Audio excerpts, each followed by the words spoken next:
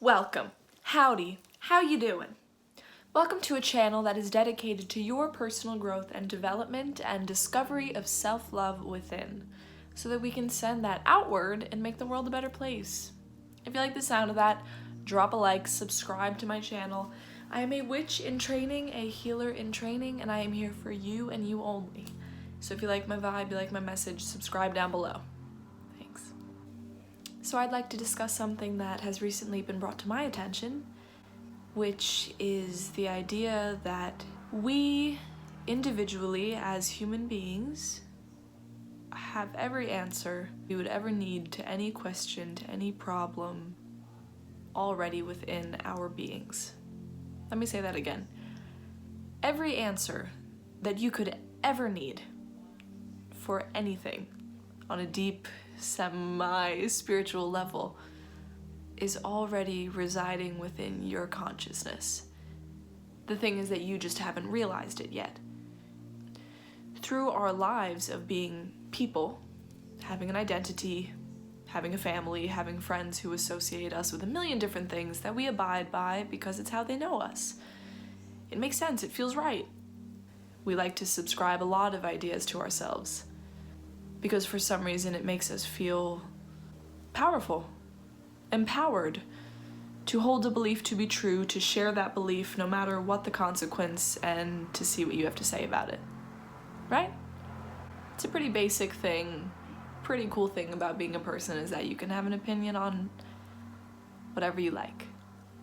But the thing that comes with all these opinions over time, over years, throughout a person's life is they start to form ideologies within our own brains.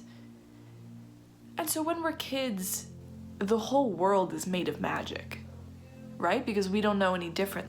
And to think otherwise, to close our minds, to learn the logic of something, why something actually does whatever it does, it now is a thing that we can consciously comprehend. We're very conceptual beings. Once we understand it, we hear its name, we need to know why. Kids are always asking why. You know, you say, that's a cow, and the cow lives on a farm. The kid says, why? You say, because the farmer needs milk. People need to drink milk. And the kid says, why? And the dad or the mom says, well, because milk makes you strong. Milk makes your bones strong. And the kid says, oh, okay. Yeah, you know, I can get behind that. Milk makes my bones strong. So we grow up and we live a life and we learn a lot of very important things, very non-important things. We learn what makes us happy, what makes us strong, what makes us proud, what makes us angry, what makes us judge, what makes us feel excited by life. So we grow up and we have all these ideologies about millions of different things. And they make sense to us because for some reason we have to rationalize everything. Existence makes sense when there's a reason for everything, and when there's logic behind everything. Within society, within family, within friends, we are constantly reinforced to believe certain things, to agree with certain things, and to disagree with certain things. It makes it very easy for you to just accept it, to just accept whatever belief it is that they all share due to a collective agreement that this makes logical sense. And if we could just sort of start to erase that and say, wait, why? Why do I get angry when people start talking about religion? Why do I judge someone immediately when I see them? Why do I judge every little thing about them? Why do I judge myself when I look in the mirror at my face? Why do I see so many things wrong? Why do we shut down curiosity? Is my question. Why don't we question things that aren't fair? Why do we become lazy? Why, when someone talks about climate change, animals, people who are suffering, Why do we close our ears? Many reasons. We were busy with life. We were busy with society.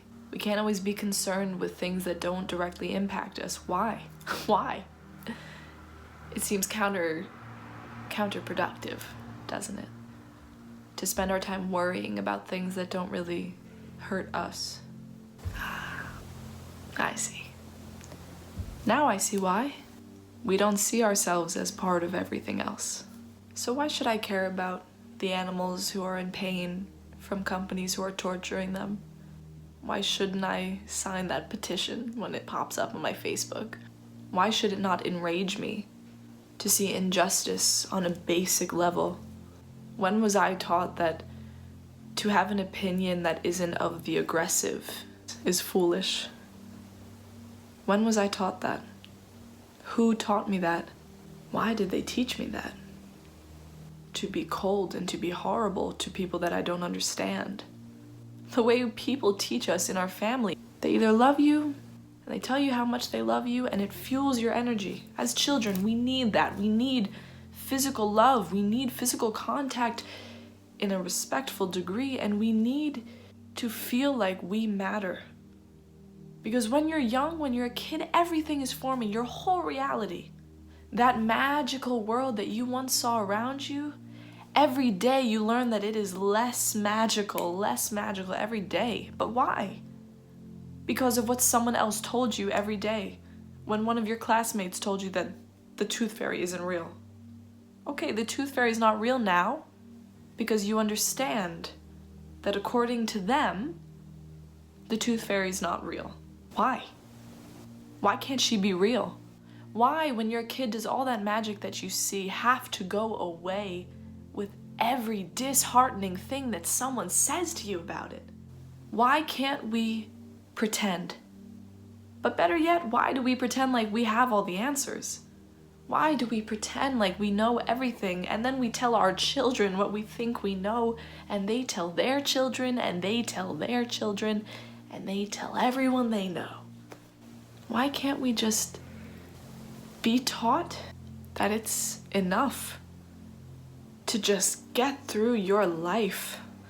That it is enough to just be you every single day, to get out and to do something to make yourself better, to accomplish something on whatever degree means something to you. Why were we taught that the way we make ourselves feel is secondary to the way others make us feel? Why? But regardless of what we've been taught, which is hard to say, because for so many of us, the things that we've been taught are our entire reality. But the thing that's so wonderful about what's happening right now is that all of our consciousness is raising.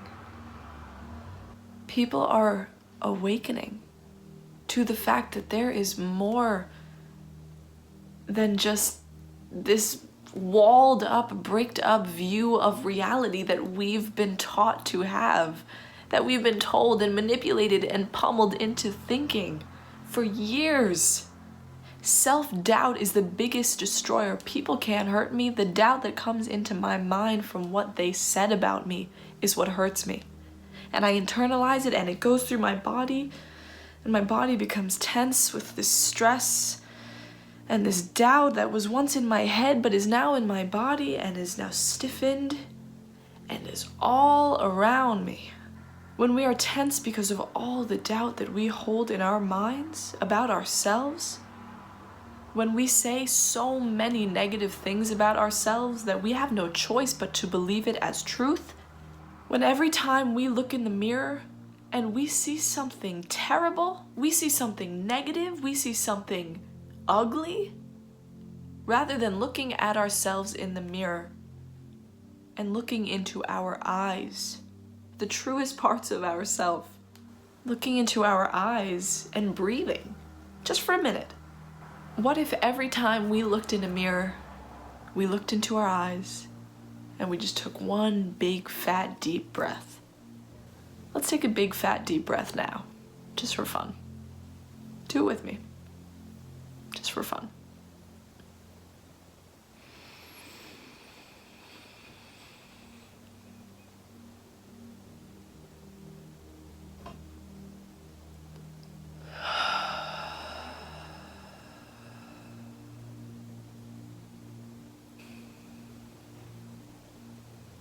Why do we move so fast? Why don't we take our time? Why don't we just look at things and see them for what they are, not what we've been told to believe that they are? But maybe existence has something to do with the fact that if we search enough and go inside ourselves enough, there are miraculous things that we can experience. More miraculous, I would say, than I've ever experienced on a human life level. Just being a person, being me, Isabella, whatever name you go by, the life you lead. Every choice you've ever made has had a consequence, a reaction, and you've responded some way and you've internalized some piece of that. And it's gone into your thinking and into your body and into your soul. And so the fact is, we have all the answers we could ever need within us, within our minds, within our bodies, within our souls, because there is no distinction. The distinction is simply that I am encased in this physical body that is of human, just perchance or of fate, I don't know. But there is no difference between me, my soul that resides in and all around this body, and the magic that is in the air all around me. The air that I breathe right now, and you breathe right now. Let's do another deep breath, okay? Just for fun, just for fun. Breathe in.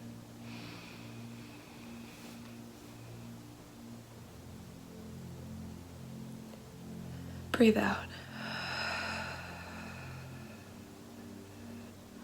Breathe in.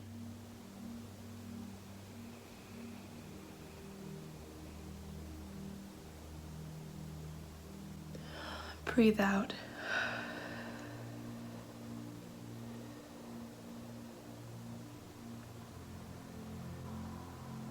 I know. The human experience is incredibly strange. And it's scary sometimes.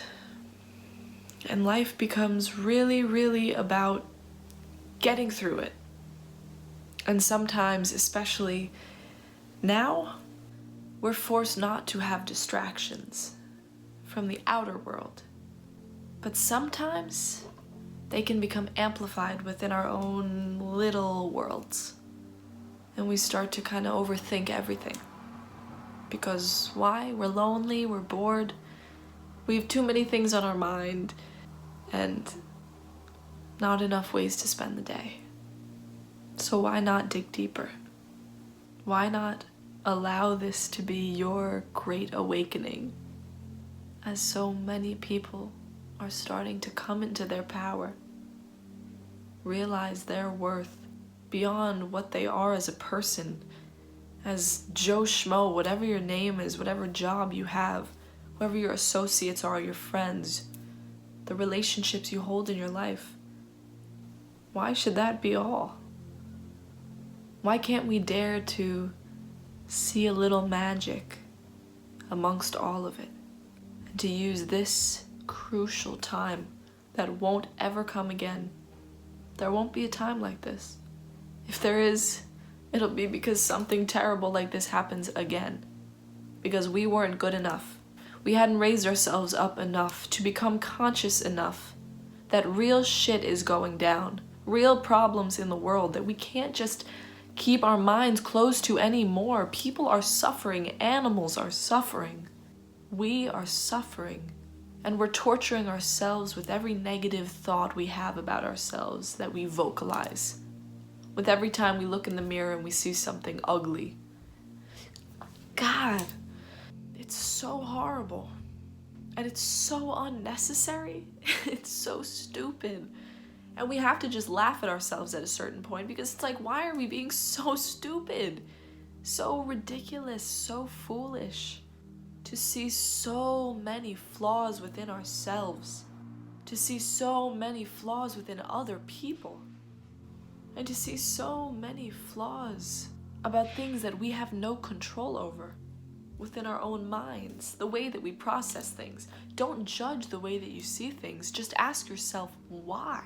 Why do I think these things? Why do I think this way? Who taught me this? Is it serving me? Is it serving anyone around me? Is it serving the earth as a collective? Is it serving the animals, the people, or my own mind? So then why should I let it be in my reality? Why should I accept it to be true?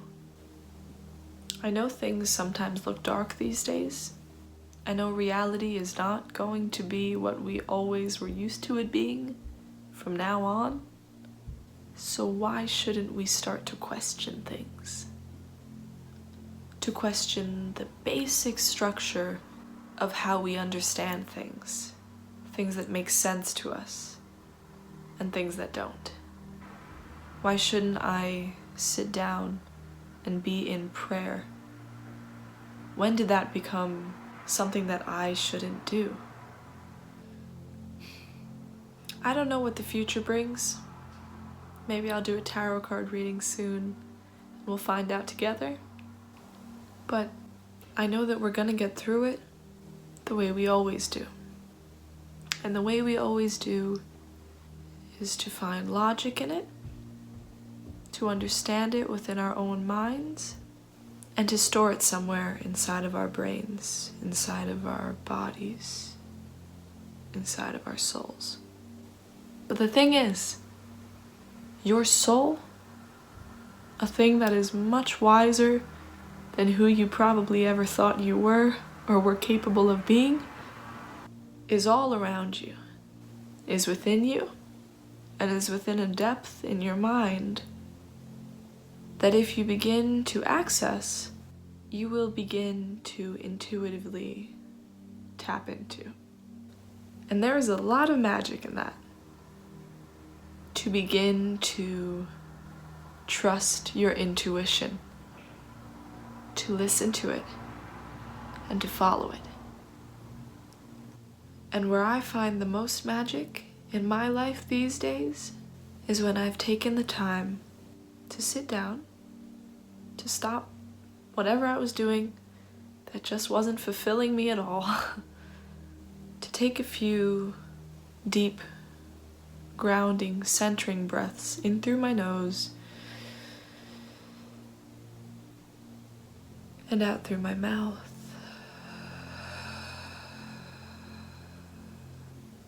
Until I've taken enough breaths that my mind can think clearly. And to sit with that and to be absolutely amazed by what my mind is capable of showing me. I don't say these things lightly, but I say these things for someone who is curious and who is intent on finding the best version of themselves within who they always thought they were. For someone who is interested in uncovering the deepest parts of themselves and connecting themselves once again just as they were when they were a child with the higher self, the us on a higher dimensional plane, who is much more knowledgeable. But I dare you to ask why. Why do I think these things? Why do I think it's wrong when I think these things? Why do I think that I am not beautiful enough when I look in the mirror? Who is beautiful enough then? Would I not judge them? Why would I not judge them? Why would I judge them? Why do I judge? Who taught me to judge and would I teach my children to judge?